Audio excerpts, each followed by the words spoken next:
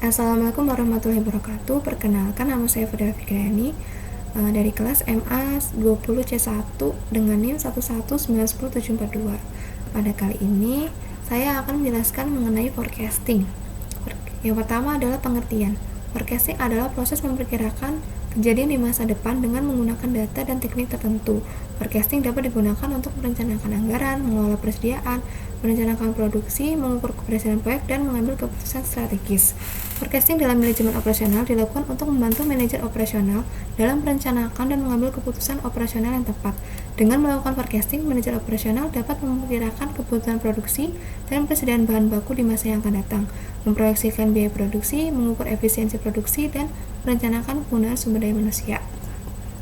Untuk lebih lengkapnya, fungsi forecasting dalam manajemen operasional yaitu yang pertama, merencanakan produksi. Dengan melakukan forecasting, manajemen atau manajer operasional dapat memperkirakan kebutuhan produksi di masa yang akan datang, baik dalam hal kuantitas maupun jenis produk yang dibutuhkan.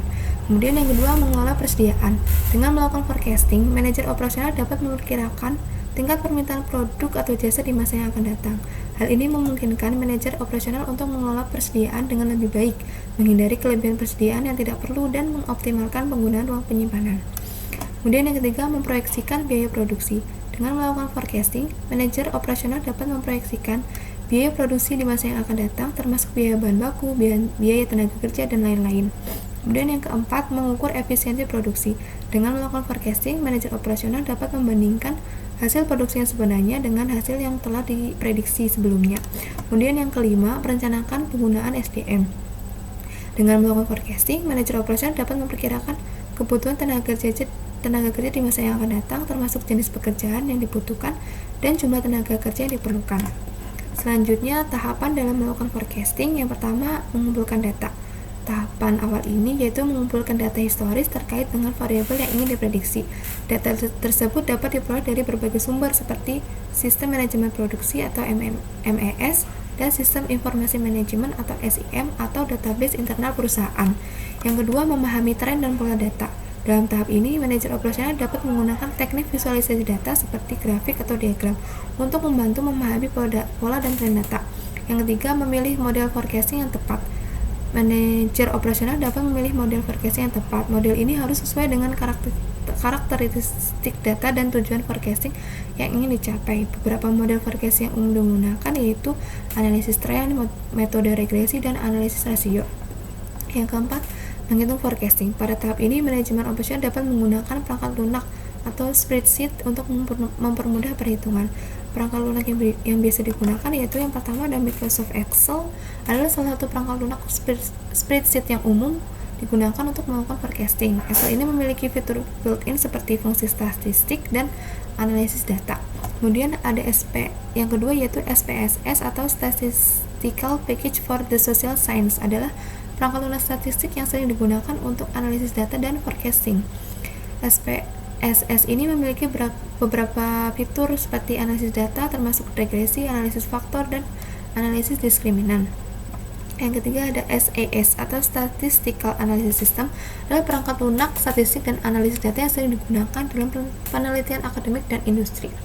SAS ini memiliki berbagai fitur seperti metode regresi, model time series, dan analisis klasifikasi. Yang keempat ada R, adalah bahasa pemrograman perangkat lunak open source yang digunakan untuk analisis data dan forecasting. R memiliki berbagai paket yang dapat digunakan untuk analisis statistik dan forecasting, termasuk paket forecast dan time series. Yang kelima ada Tableau, adalah perangkat lunak visualisasi yang dapat digunakan untuk memvisualisasikan hasil forecasting dalam bentuk grafik atau dashboard yang interaktif. Yang keenam ada Oracle Crystal Ball, adalah perangkat lunak khusus untuk forecasting dan simulasi. Crystal Ball dapat membantu pengguna dalam menghitung probabilistik dan meramalkan hasil bisnis dengan berbagai skenario yang berbeda. Kemudian tahapan yang terakhir yaitu memvalidasi hasil forecasting. Manajer operasional perlu membandingkan hasil forecasting dengan data aktual sehingga dapat mengevaluasi seberapa akurat sih hasil forecasting yang telah dilakukan. Kemudian yang selanjutnya adalah metode yang digunakan untuk melakukan forecasting. Yang pertama ada moving average. Metode ini menghitung rata-rata dari jumlah observasi terakhir dan menggunakannya sebagai prediksi untuk periode berikutnya. Kemudian ada exponential smoothing. Metode ini menghitung prediksi berdasarkan bobot yang diberikan pada observasi terakhir dengan bobot yang lebih tinggi diberikan pada observasi yang lebih baru. Yang ketiga ada regresi. Metode ini menggunakan model regresi untuk menentukan hubungan antara variabel dependen dan independen. Prediksi dapat dibuat berdasarkan nilai variabel independen yang diobservasi. Yang keempat ada time series analysis, yaitu mengidentifikasi pola dan tren dalam data historis dan menggunakan informasi ini untuk memprediksi nilai di masa depan. Yang kelima ada neural networks. Metode ini menggunakan model jaringan saraf tiruan untuk menemukan hubungan kompleks antara variabel input dan output. Yang keenam ada decision trees, yaitu metode ini menghasilkan pohon keputusan yang digunakan untuk memprediksi nilai di masa depan berdasarkan serangkaian variabel input. Dan cara melakukan metode forecasting yang tepat, yang pertama harus memperhatikan jenis datanya. Jenis data yang digunakan dapat mempengaruhi forecasting. Misalkan jika data bersifat time series, metode yang tepat mungkin adalah time series analysis. Kemudian yang kedua ada tujuan forecasting. Nah, apakah ingin memprediksi tren jangka panjang atau jangka pendek misalnya. Kemudian yang ketiga, tingkat akurasi yang diinginkan. Tingkat akurasi ini dapat mempengaruhi metode forecasting. Metode yang lebih kompleks seperti neural networks dapat memberikan hasil lebih akurat, namun memerlukan sumber daya yang lebih banyak. Kemudian yang keempat, ketersediaan sumber daya. Ketersediaan sumber daya seperti waktu dan biaya dapat dialokasikan juga dapat mempengaruhi pilihan metode forecastingnya.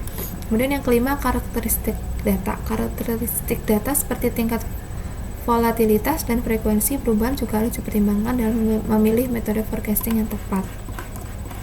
Selanjutnya ada ukuran kuantitatif untuk melakukan metode forecasting yang tepat. Yang pertama ada mean absolute deviation atau MAD, mengukur rata-rata absolut selisih antara nilai aktual dan nilai prediksi. Semakin kecil nilai MAD, semakin akurat model forecasting.